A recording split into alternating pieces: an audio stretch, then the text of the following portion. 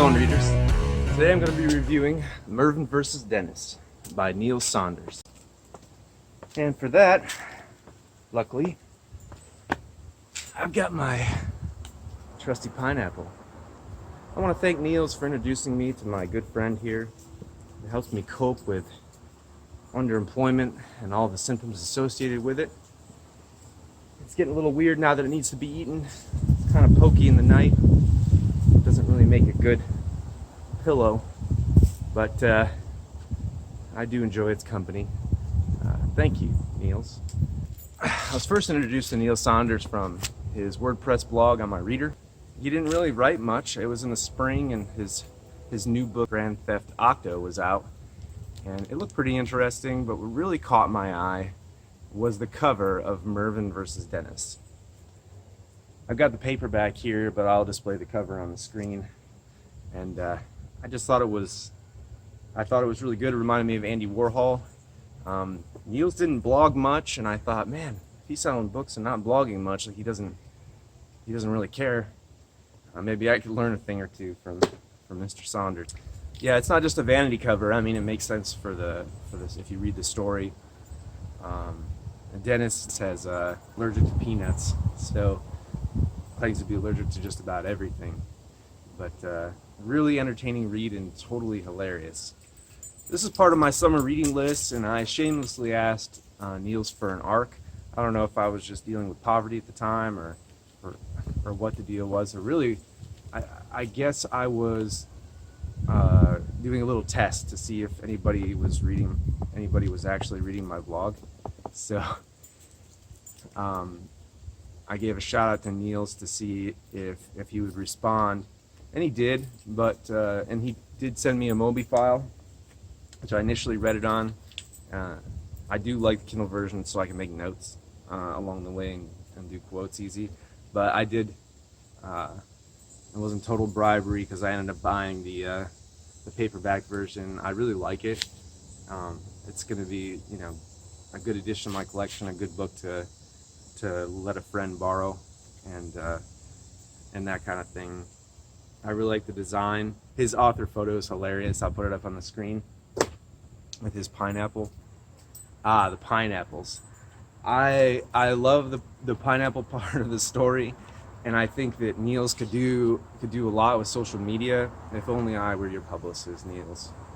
Maybe in the future you can hire me to do a pineapple campaign for you. We can sell a lot of copies of Mervyn vs. Dennis. I think that's definitely a possibility. So, I'm not going to give it away what the pineapples are in the story because I want you to read it. But in a certain part of Georgia where my aunt lives, if you go as a couple and you just have one pineapple in your, they call them buggies, but shopping cart at the store, and you walk around this certain store, it's supposed to give you an indication of who's clever, who's up for a party between couples and stuff like that. So I think Niels' interpretation of it is really, really funny, and I'll let you read the book to find out why there's so many pineapples and such a pineapple conspiracy in the book. What I liked about this book, the characters, his cast of characters are hilarious, and their dialogue is really down to earth. It has a lot of dry humor, which I can appreciate. Dr. Dennis and all of the co-workers at the video game testing lab, the girlfriend and the banter over sandwiches, and there was this one part between him and his girlfriend where they decided that they were going to make sandwiches for each other because a sandwich made by someone else was just so much better, than one you made yourself. And that's why she bought crummy sandwiches from the shop on the corner. And I thought that was just so cute, and just these little kind of slice of life filled with humility. The main character, Mervyn Kirby, is a self-depreciating writer and / bartender who, lies on his resume and puts clip art and all kinds of stuff, which I'm definitely going to try. Using strange lime green font and stuff like that. And it's just really hilarious. Like, I instantly, fell in pineapple with this character. Like, in the first couple pages, I totally related to him and his fruit. My most favorite character was Braithwaite, the elusive and superstar CEO of the video game testing lab or company. He was just so hilarious, and he knows just how to rocket a party into oblivion. I really like the scene between him and Mervyn on the golf course. I think that was very telling of our time, and I thought that character was great. At nearly every turn, Saunders introduces a strange quirk or reveals hilarious humanity with candid dialogue. The book also starts with something I'm all too familiar with. You can check out the dark absurdity in my poem, The Dreaded Interview, or in Letters Never Meant to Be Read. There's a letter called Dear Prospective Employer. And it's this kind of angst that we have. It doesn't matter if you're in England or America. If you're a young man, especially one that's educated, you're kind of pissed off. We were sold on a bill of goods that you go to college, you get a good job, A plus B equals C, and that somehow equals happiness. And I think in the first, chapter or two of this book, Niels really captures that sentiment, that anger that we have as young men towards the system that kind of set us up for failure. Laziness is laziness, right?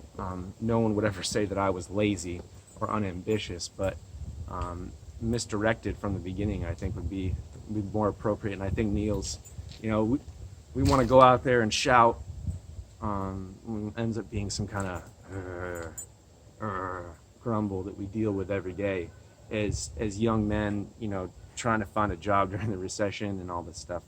And it definitely spans country borders, this what do we do now kind of feeling. And this desperation that you'll do anything, like even say you're a racist in order to get a job, is very telling. And I think Niels captures that well. I saw a one-star review on Amazon that said something like, oh, the first chapter was really good, and then I just couldn't get past they were lost with young male language. Well, go figure. That's who the protagonist is. Kind of a lost soul trying to find time for his passion, writing, and trying to pay the bills at the same time. And that's what the book is about. So I don't understand that one-star review. If they liked the first few chapters, but then they got lost in the male language, there was some language barrier with some of what they call English over there, and but it wasn't anything that deterred from the story. So as protagonist Mervyn Kirby, this is first-person POV, and it begins dazzling prospective employers with his CV, which is all full of lies and has clip art and crazy font and stuff. And I thought that was just hilarious. He, got thrown into this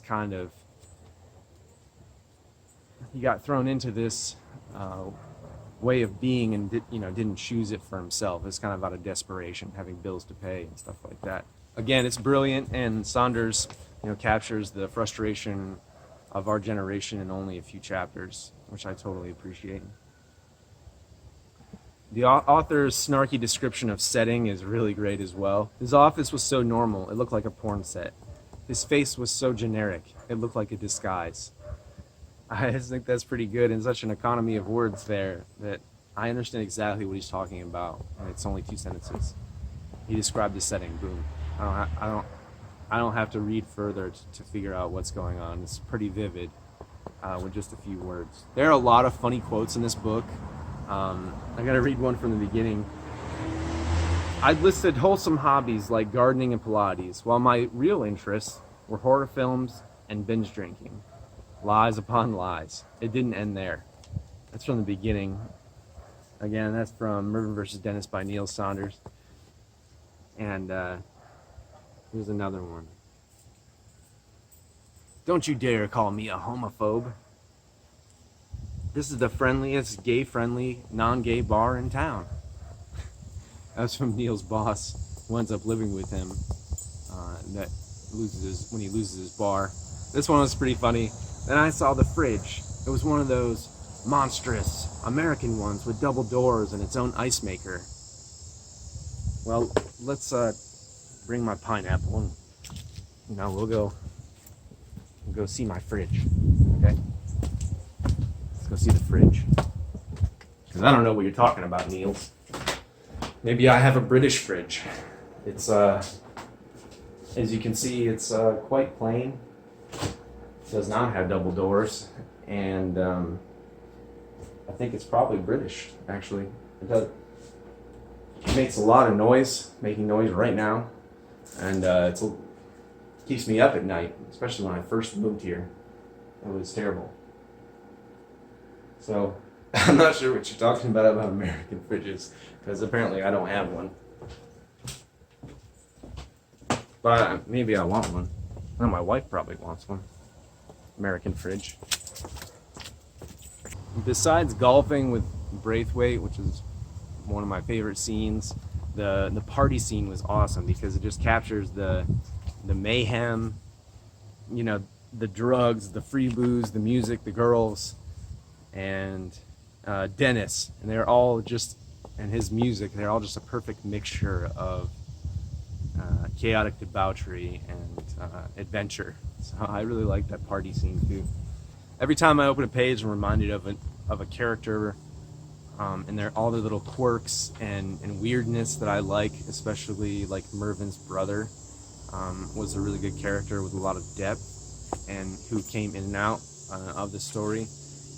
And there are so many characters like that in this book. I think Niels' characterization was really well done, and it was shown throughout the dialogue, which I totally appreciate. You can say a lot of things, say show don't tell, right? Well, you can use dialogue to show, and I think Niels does that really well. Of his snarky commentary and dry British humor. Here's what I didn't like about this book. I am not going to give away the ending, okay? But I did not like the ending. Well, I didn't like how the ending unfolded, okay? I was all caught up in his storyline and his characters, and he kind of swept the rug out from under me by the way the ending unfolded, and kind of brought me out of my trance that he put me in. So I have to blame him for that. But that was the author's choice to do the ending that way. I'm not going to give a spoiler, so I do want you to read the book. If it was that terrible, I wouldn't be doing this review, because between writing the review and reading the book, writing the review, and shooting this ridiculous video, it does take a lot of time, and I think this book is totally worth it. So it didn't bother me too much. There's also a disclaimer for some of my readers, if Americans act like Puritan prudes and wag their finger in public, but get us behind closed doors, and we're all about the whips and chains and naughty games out there with our pineapples and everything. So Maggie definitely agrees. Disclaimer for some of my readers who aren't ready for a sexually charged, roller coaster with lowbrow humor served as appetizers all the time. It might not be a book for you, and that's cool. But I really enjoyed it. There's some surprises which some found funny, but some may not. So what this does for my writings, it didn't lag at all during this book. The work never bogged down, and he has a penchant for less is more. Even though the book is 246 pages print, it was a good length. Rarely did he lose my attention or spend too much time on one part or another. I never felt like that. So I think his pacing was really good. I think I can learn a lot from his use of periods. For some of you that don't already know, I spent a lot of time in my childhood, in my youth, reading Poe and reading Faulkner, and so I don't use periods well. You know, I'm gonna bring up some examples of Poe sometime, just so you can see how long sentences really are. They're just crazy long. And Niels doesn't do that at all. So I could learn a thing or two from his brevity and his use of periods, because he obviously believes in them, and I don't, for whatever reason. I mean, just read this blog post and you'll see. Read this section about it. You'll see.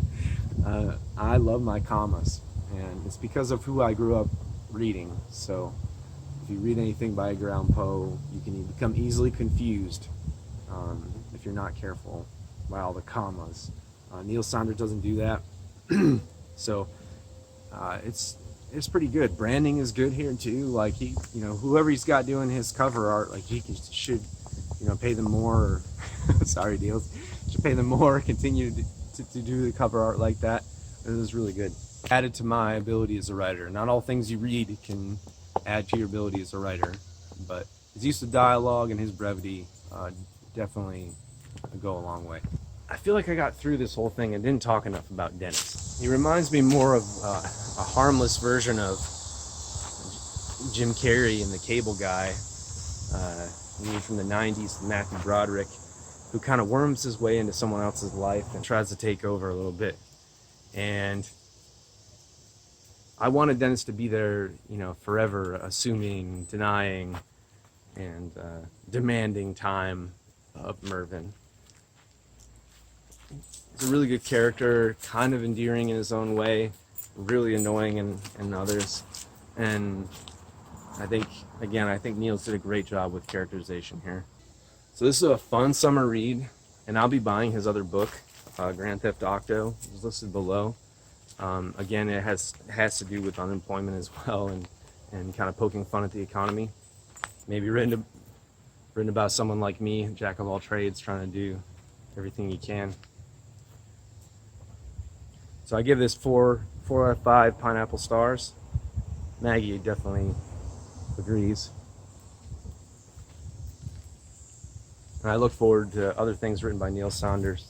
By the way, Niels, I think you can write a good letter, so hint, hint, maybe you should send a few our way. I think they'd probably be hilarious. As Mervyn versus Dennis is kind of like a big memoir, fictional memoir of sorts, or if it's real, it's pretty interesting too. So I ask you something, dear reader, where's your pineapple? Because I've got mine right here.